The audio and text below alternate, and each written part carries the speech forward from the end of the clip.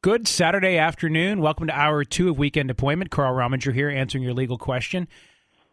All right, I got Steve Snyder hiding here in the background. Say hi, Steve.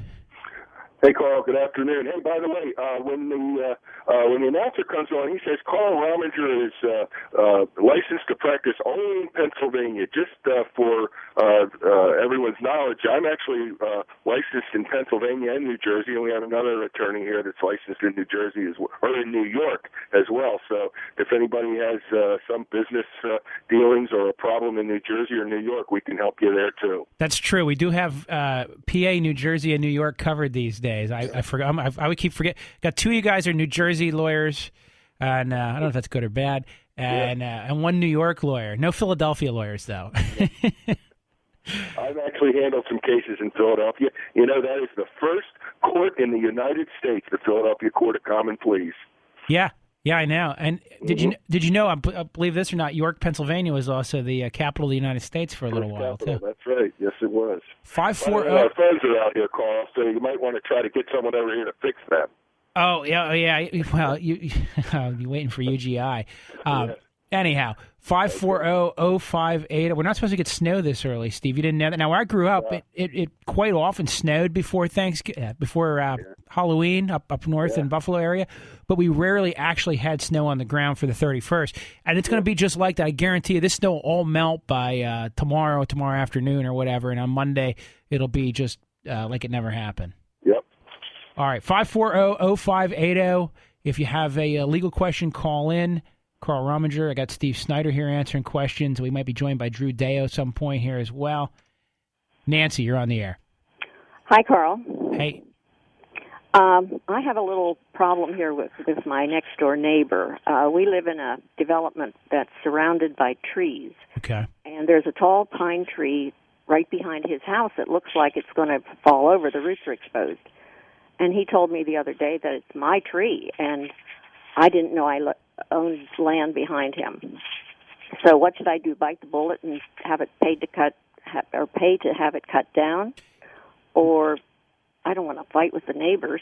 Right. Well, the short answer is if it's your tree and it's on your land and it falls over, you're probably not responsible for it falling over on your neighbor's house as long as you haven't done anything to cause that to happen. Okay. The flip side is you really don't want that to happen and create the question of that either. Right. There's case law, and I've done the research on this, that says that a landowner is not responsible for damage caused to a neighboring landowner by a natural condition of their property, and a tree is a natural condition. Okay. On the other hand, if you went up there and did something to the tree or poisoned the tree or I don't know, decide to cement the tree, whatever, cause something to happen that caused the tree to fall over, then maybe the argument is it's no longer a natural condition because you somehow altered it. I really didn't do anything to it, but over the years he's been digging away the bank in front of the tree, and that's why the roots are exposed. Right, so he may have created the situation himself, so you may have two lines of defenses.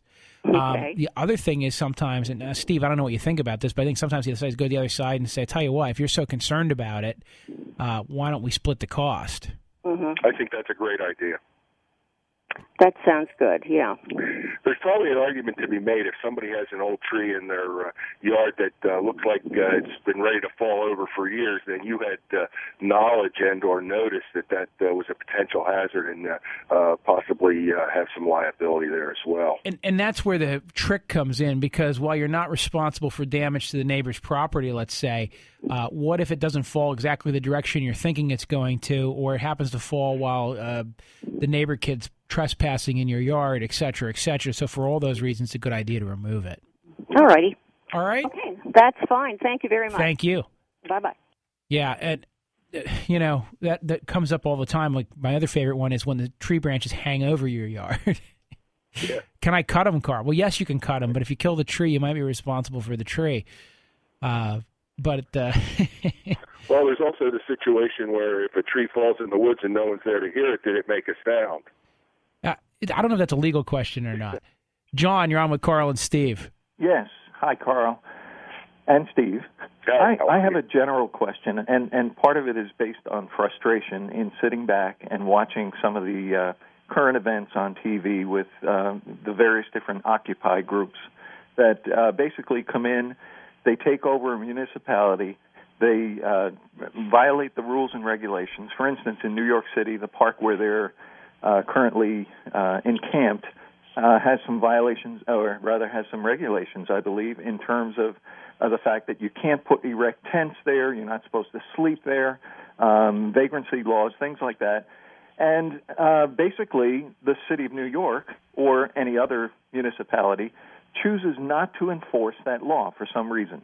Well, and my question is it possible for a citizen to sue that municipality to indeed enforce their laws? I think the short answer is no. I think the long answer is it's a political solution. In other words, if the majority of the citizens are upset that the city has not done what the majority of the citizens believe the city's job is to do, then I guess you vote the people out and you put people in who are going to do what you want them to do. Yeah, that's not a very that's not a short-term solution. No, but courts don't like to get involved in the political system. And what I mean by that is, to the extent that there's a political remedy available, a lot of times we don't give citizens the right to use the courts to force government to do something if it's a discretionary call. And enforcing the law is almost always a discretionary call when it comes to things like penal statutes and time to get out of the park, etc. I just think that in terms of an equity within the law, the fellow that 1 week before might have gotten arrested for vagrancy for sleeping on the park bench would, in my thought, would have a civil rights violation case in the sense that he was prosecuted and others were not. So you're in favor of the police shutting down the lemonade stands when the little girl sets those up too, right? No, not necessarily. Well, but see, right. So that's why I asked you, John. That's why I asked you that question. So you either want the law to be rigidly applied in all circumstances, or you want it to be malleable from time to time. You just have a disagreement about when it should be malleable. See what I mean? I'm not beating you up. I'm just trying to help you understand that that's the dilemma here is we all want government to be flexible and not shut down the little girl with the lemonade stand. But then when government is flexible in a way that we don't appreciate, we become angry. And it's okay. I guess the question is whether or not some sort of a statute that takes into account lemonade stands is even appropriate. Well, but we already have a pile of regulation that says you can't sell food on the street without a license, right? It's or you can't without having a health inspection, et cetera, et cetera. And everybody thinks it's fine and dandy that their restaurant gets inspected by a health inspector. If we're really going to be laissez-faire, right, we should just get rid of health inspections at restaurants entirely, and the consumer will sort it out. You'll stop going to places where you've been food poisoned, right? I don't know the right answer. I just want to make sure we're all thinking about it because I think these Occupy Wall Street guys are crazy, myself too. But I always find it interesting. See, if enough people do something, then it's really not illegal anymore, right? Yeah, I guess. I just wish the snowstorm would move a little further east and north and make their encampment a little more pleasurable. They've got spaghetti bolognese that they're going to be eating. Although I think this was the weekend they're turning to the rice because they're complaining that too many homeless people are stealing their food. So they were going to serve just rice and other healthy food that they didn't think the homeless people would find as tasty. Did you hear about that? No, I hadn't. Yeah, see what was happening is they were serving like was it sheep's cheese and salads and sushi food. Yeah, they're serving a lot of free range chicken and all this other good stuff. Yeah, foofy foods. And the homeless people and what they consider the fake homeless people as well were coming in and eating it. So in order to get rid of these starving homeless people, they're going to feed brown rice and a couple other things. And they figured if they ate this more basic menu that they would lose a lot of these tag-along fake homeless people, which made me laugh. And Glenn Beck actually did a pretty good routine yesterday about the bolognese spaghetti. But anyhow... Yeah. Thank you very much, John. And I appreciate your perspective, Carl. Hey, I don't have to trust me. They should get cracked over the head, and I'm all in favor of shooting looters, but nobody shoots looters anymore either. So, yeah. Well, it's just ironic if the law says you're not supposed to erect a tent in the park, and so people put up the tents, everybody turns a blind eye. Right. But God forbid somebody put up a creche or planted a cross, and all of a sudden, there'd be mayhem. Right. Well, no, and I agree 100% with you. I mean, they should just get the beanbag rounds out and knock them out of there. But in New York City, there's some politics involved here too. Oh yeah. So, all right, my friend. All right, thank you. I got to go to break. We're late for the break. 540-0580. Carl Rominger. I'll see you after the break. Well, Aardvark Computers is actually who does my work. So I heard their ad here, and I'm going, yep, those are good guys. They just upgraded our server, take care of all our tech needs, actually take care of a lot of computers for me. So if you're looking for somebody who's good, Aardvark Computers in Carlisle, and I know they travel all over, and that's not a paid endorsement. I just happen to use them, so I thought I'd mention it. The talk line number here is 540-0580. In fact, they were in yesterday upgrading our server for us and had warned us that it could be a very lengthy procedure, but those guys were able to get it done in just a couple hours, and everything worked out really well, and my staff was very disappointed because I think they thought if the computers were down all day on Friday, they could slide out early. And no, that's not the case. Pat, you're on the air. Hi. My daughter wants to buy a house. She's going through a divorce, and I want to help her to buy the house to give her a down payment. Mm-hmm. How can I avoid the gift tax? Well, there's no gift tax as long as it's under $5 million. Oh, okay. So, you're okay. Now, if you give her more than the excluded amount, which I think is maybe $12,000, or I forget what the excluded amount under the new... I don't know what the excluded amount under the new thing is, but anyhow, you probably have to file a gift tax return if it's substantial enough. You don't pay tax on that, but it goes against your $5 million exemption should you pass away and have federal estate tax you need to pay. Oh, okay. So they gave me a paper to take to the bank. Is that so? The bank says that I have that much money in my. Who gave you a paper? My daughter. That's a paper from probably just showing that it's an actual gift. It's probably from the mortgage people. Yeah, they probably want to just see that you're actually giving the money, and they want it in writing so that you won't come back and find out later that it's actually just a loan. And why would that matter to them? Because if I've got a mortgage and somebody tells me they've got a $50,000 down payment on the house, and I'm giving them money towards the mortgage, and I discover later that they're also paying that $50,000 back, that means they lied about their debt-to-income ratio. So I want a commitment that it's a gift so I know you can't get it back. Okay. Got it? Yes. Thank you very much. All right, Pat. That relieves me. Yeah, well, the short answer is always run these things by your tax preparer at the end of the year. But that's what they did. Congress changed it to a $5 million exemption. And so right now you can give a lot of money away. Yes, great. So, and by the way, I can send you an address if you want to give more away. All right? Okay. All right. Thanks, Carl. Thank you. Take care. Bye. That's right. Go to RomingerLaw.com and just hit donate. I'm sure we have a button on there somewhere that says that. Bruce, you're on with Carl and Steve. Bruce. Hi, Carl. Thanks for taking my call. No, my pleasure. First of all, you were talking to a gentleman a couple of calls ago, and you mentioned about the girl with the lemonade stand. I am going to say something that I think you missed the cue on what that man was saying, and I'm going to turn it around a little differently, please. Yeah, go ahead. Okay. This is the way I took what he was saying. Number one, if I was a group of 20 people instead of 20,000 people, or I was with the KKK or the Nazi party, there would have been a totally different reaction by the city of New York. I think you get where I'm coming from. Oh, yeah, I don't disagree with that. That's why I say it's a political issue. It has nothing to do with something like a lemonade stand. It has to do with enforcing it for, there's only a few people, so we'll enforce it. Or, we can't deal with this party, so we'll enforce it, or this group. But this group will large, and we can let them get away with it. But my question for you, Bruce, is, and I'll give you the same question, which is, do you believe it's okay for the government to ever not enforce the law strictly, or do you think they should always enforce the law strictly? If they were enforcing the law strictly, then everybody going 66 miles an hour would be getting a speeding ticket, and the highways would be jam-packed, and nobody would ever move. Right. So Okay. it's okay for government to take a wink, wink, nod, nod here and again, like the girl with the lemonade stand, somebody going 72 and a 65, et cetera, et cetera. Well, yeah, I mean, for obviously, if we gave tickets to everybody going 66, the highways would be standstill.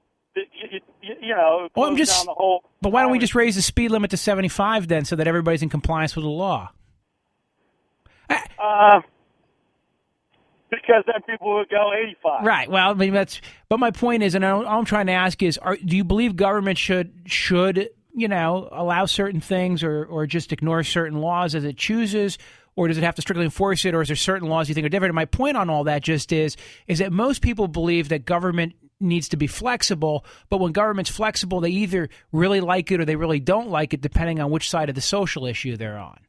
I think it has to do with what side the people that are in charge of enforcing it are on.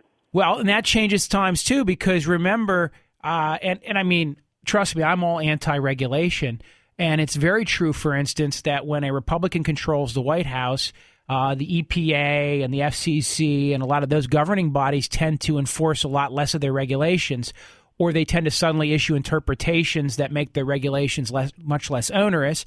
And then when the Democrats are in charge, magically, those agencies tend to follow the letter of the regulation more firmly, particularly when it comes to corporate interests.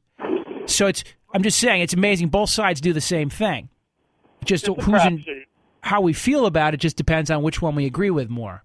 Exactly. Like I said, it's a crapshoot. I see where you're coming from now. I do see. And obviously, you can't do 100% all the time. The government would just shut down. Here, I saw John Stossel, and I really like some of his stuff. You know, he used to be kind of a lefty, and now he's a libertarian. And they did a whole thing about stop signs and how yield signs are actually safer and better than stop signs. But for some reason, the government insists on putting stop signs up. And that in reality, traffic circles and yield signs result in a lot less accidents than stop signs.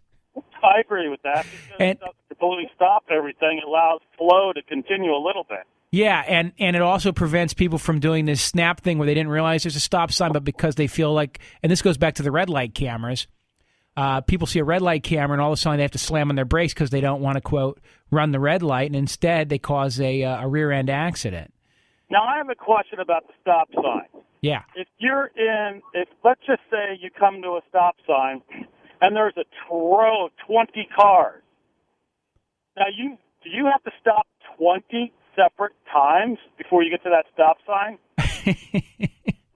I guess so, right? Isn't that a little weird when you think about it? And trust me, it drives you nutty. Now, Carlisle just put these new lights in for this road diet, and I'm now avoiding the downtown because I can get stuck at multiple light cycles, and that precisely when you get a long line of cars, nothing moves. Yeah.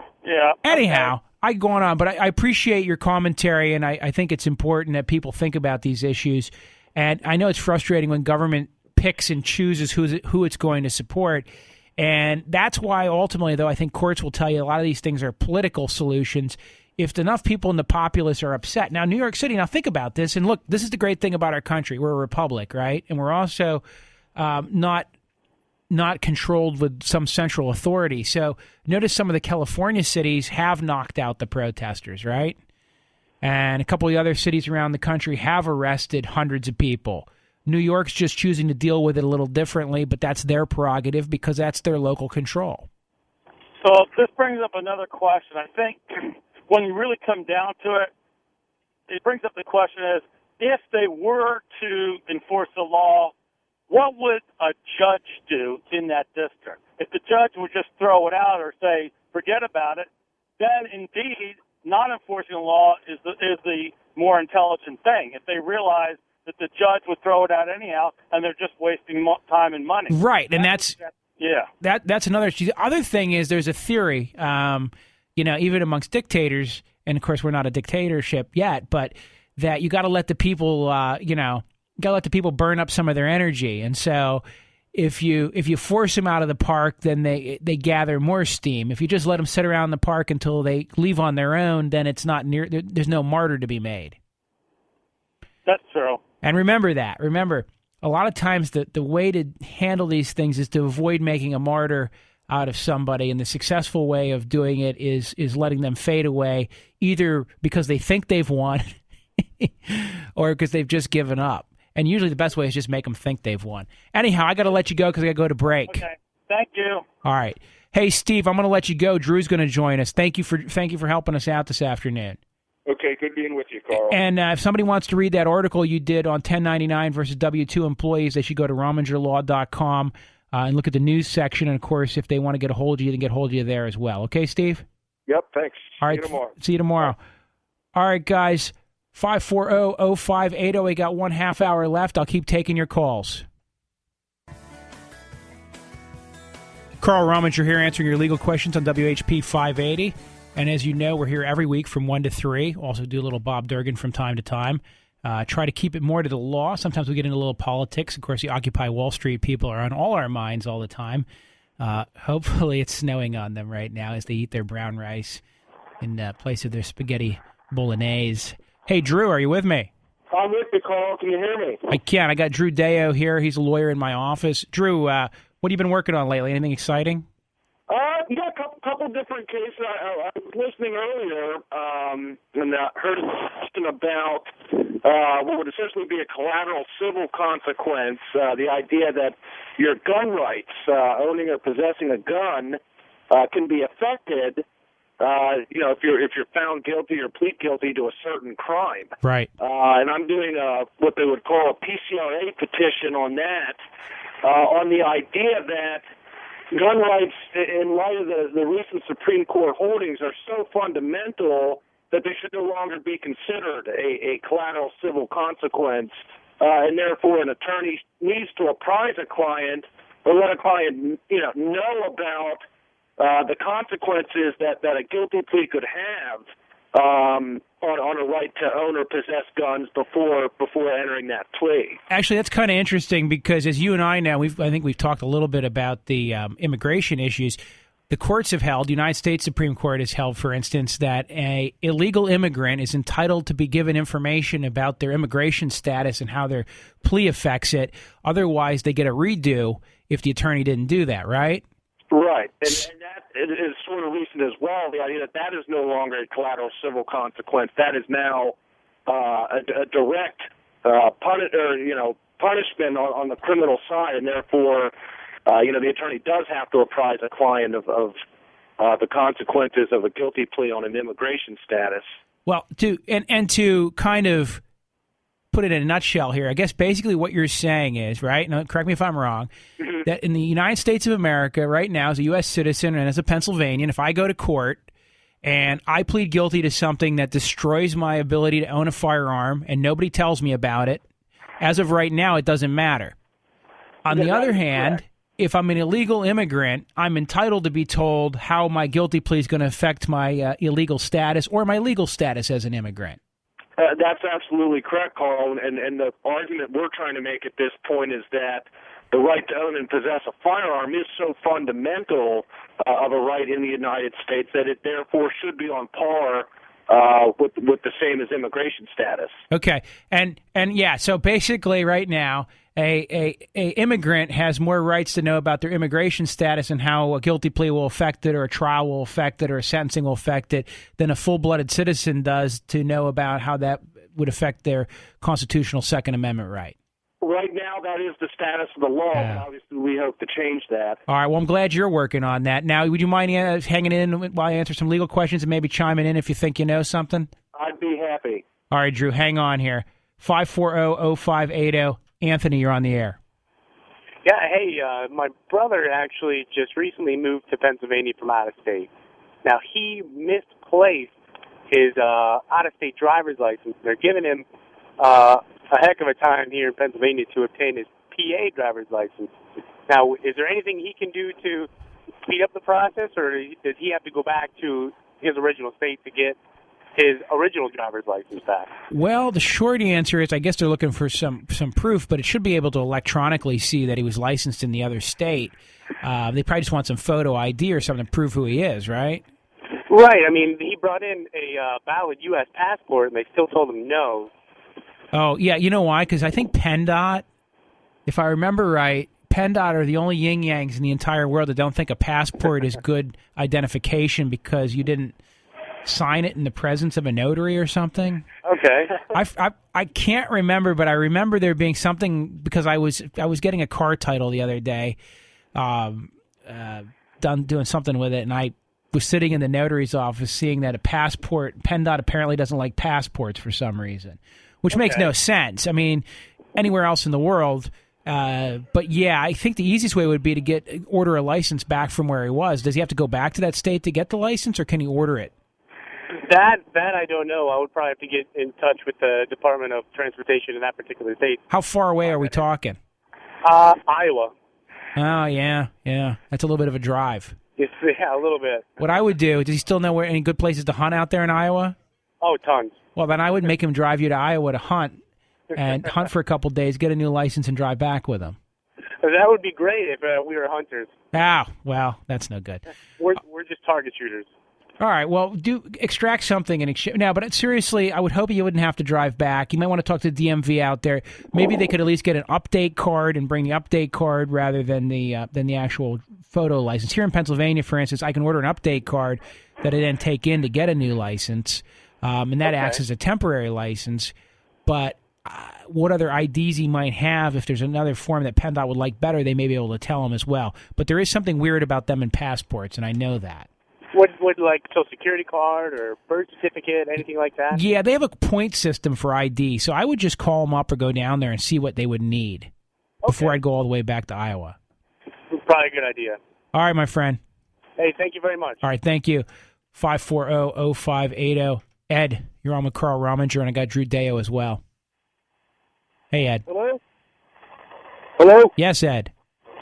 Oh, from one archery hunter to another, it's a beautiful day for hunting in central Pennsylvania. Yeah. The question that I have is, in the summertime, I raise and harvest tomatoes to sell to restaurants and the taverns. Okay. And I take the proceeds from that, and I put it in the slush fund, which takes my son and I out of state for some archery hunting, like Ohio, where there's actually deer. Anyhow, the thought in my mind has always been, if somebody eats one of these tomatoes sitting at a table at a restaurant or a bar, and let's say they got a hold of some bad food previously, and then they point around and say, well, those tomatoes made me sick.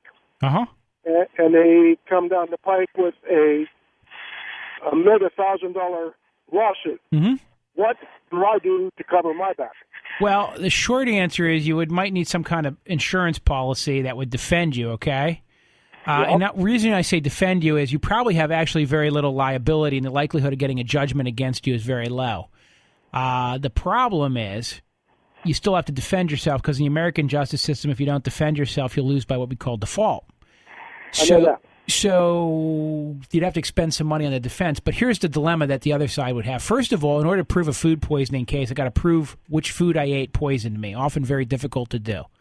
But assuming the person can exclude, because here's how you usually prove food poisoning. Okay, you prove food poisoning when 27 people who all ate at the same restaurant within 3 hours of each other, all not knowing each other, all come down with similar symptoms and show up at the emergency room, right? Then all of a sudden we know that the only thing that they had in common, the only dietary item they had in common was something from that restaurant. Then the question is, was it the restaurant that food poisoned them, or was it something that the restaurant served them that was already? So then in order to get to the tomato supplier, they'd have to prove that the tomatoes themselves were the source of the contaminant or the poisoning, okay? All right. And to be liable, they would have to show further that you knew or should have known that your tomatoes were contaminated. I guess if you were out there sprinkling cow manure, on the tomato patch while the tomatoes were full grown and the manure hadn't been composted, there might be an argument that you might have risked some E. coli or something. But absent that, I think to get to you, there would be so many layers to hop Right. it would almost be impossible. Can I throw one other caveat at you along the same line? Obviously, to control pests, you use things called fungicides and blights. Right. And you, with these stink bugs that are nailing us as of late, you use a certain type of insecticide that controls the stink bugs. Right. So I spray with a fungicide, and I spray with an insecticide. Uh-huh. And then... Don't call them organic, that's all. Then 3 days out, I pick the tomatoes and I take them to restaurant XYZ. Right. I always tell those people, and this is personal policy, wash these tomatoes before you use them. Right. Always. Now, at that point, if I did not do this maliciously, are you pretty much advising that I have little, if anything, to worry about regarding that? As long as you're using normal agricultural techniques and accepted and government approved pesticides and fungicides, I don't really see an issue. Okay. Now, here's the final question. Are you married? Yes, 37 delightful years. Okay. Well, if you're married, then most everything you own is owned by the entireties, and as long as your wife isn't in on the tomato business and they sue you for your negligence, they're not going to reach your marital estate. So that's your final line of protection. Okay. So that gives you a reason to make it 38. Right. The most she does is she raises the plants from seed, but when it comes to the other aspects of it, the planting, the growing them, the harvesting, delivering them, she's nowhere near that. Gotcha. So that's your operation. You just have her do the seedlings. Right. Yeah, you're probably okay. Good. Now, any help? If you're at a certain point, now here's Paul. Here's the next. Here's the next thing. Now, Ed. Sorry. The next thing is, at a certain point, if this tomato operation grows large enough, then you're going to want to get some kind of insurance. Gotcha. All right. Because I'm only selling like 150 cases per year. That's 25-pound cases. Small potatoes. Yeah, it is small potatoes. And yeah. here's the next question. Here's the next final issue you got to put in the back of your head, too, is the odds of something actually happening when you're selling that amount. I mean, it's always there, right? I mean, you could have sold your first tomato and somebody could have died from it. But the odds of anything happening are probably small. As your operation gets bigger, the odds increase. But it sounds like, based on everything we've talked about, that to reach you in any realistic fashion would be very difficult. Okay. All right? All right, and from one archery hunter to another archery hunter, Ohio is where it's at. You know what? I heard that. My brother used to live down in Marietta, so... Well, we hunt Coshocton County, and it's an archer's dream. Excellent. Well, call me. Send me an email off the air. I'd like to know a little bit more about that. Was it Rominger at what? Yeah, RomingerLaw.com. My email's on there. Just Carl@Rominger.com will get it straight to me. All right, I got to go to break, Ed. RomingerLaw.com. Okay. Yep. Bye-bye. 540-0580. See you after the break. Turn that down. Welcome back. Carl Rominger here answering your legal questions on the air. I got Drew Deo in the background here. Drew, what's going on, brother? Anything else? Obviously we've been working on the that PCRA case. And again, just to sort of retouch on that, at this point, to own or possess a firearm, is a fundamental right, and whether or not the court's going to recognize that right sort of on the same par as an immigration status, that fundamental that you would need to be apprised of the consequences before entering a guilty plea is an interesting question. But hopefully we can get the result we're looking for. I assume what's going to happen is the trial court's going to deny you, and I assume the Superior Court's going to deny you, and the only question will be whether the Pennsylvania Supreme Court and that's really the court we're looking to get it in front of eventually. And then maybe you'll have to go to the federal court eventually after that, because they're not going to want to. This is always what you're going to hear. The prosecutors are going to go, "We don't want to reopen the cases. We might have to reopen cases." Oh, Right. Now, the reality is a lot of times when a person comes to see you for a PCRA, you go, Well, I'll tell you what, you can pay me to do it, we'll reopen it, and then they're going to convict you and you're going to go to jail even longer. You want to go that route, or do you want to be one of the few legitimate people who got bamboozled into pleading guilty to a misdemeanor of the third degree for punching your brother when you didn't really punch your brother, but it seemed cheaper, and the public defender, lawyer, or ham and egg guy that didn't know what he was doing told you to just go ahead and plead guilty and shut up, and then later you found out you couldn't own a firearm anymore. And it happens, I think, more often than we think. Yeah, I agree with that. Here, let me grab a couple callers, Drew, while we got them. Paul, you're on the air with Carl and Drew. Hey, Paul. Hello, is this Paul? This is, yeah, I don't know. Is this Paul? I don't know. This is Carl. Thanks for taking my call. I have a question. Might be timely for this weather that we're having. And if it's a repeat, I'm sorry, but what's the responsibility for me as a homeowner when the neighbor's tree branches break off and fall in my yard? Well, theoretically, it's their tree, but they're not responsible for any damage it would cause to your property. So if it falls off in your yard, I think it's your job to remove it because I think nature decided it belongs to you at that point. Okay. I kind of thought that's the way it was, but I just wanted to make sure because I got that situation brewing right now. Now, of course, the funny part is this day and age, a lot of people wouldn't really care because they probably don't have wood heat, but I could imagine the old days when you both had wood stoves, then the fight is who gets to keep the branch. Yeah. Well, I did. Not my neighbor, but a couple of doors away, the guy had his a wood burner, so he may be very interested in it. That might be sometimes, and believe it or not, a lot of times, if you know somebody has a wood stove, people are always like, oh, what am I going to do about this branch or this fallen tree? Just find somebody you know that burns wood and cuts their own wood. Boy, they'll come and take care of it in no time. Yeah, well, I got one of those close by. I'll give it a try. All right, my friend. Thanks, Carl. Have a great weekend. You too. Bye. Let's see. Fred, you're on with Carl and Drew. Hey, Fred. Hey, Carl. Yeah. Yeah, thanks for taking the call. No problem. I have a problem. I bought 4 wheels for an RV trailer that I have.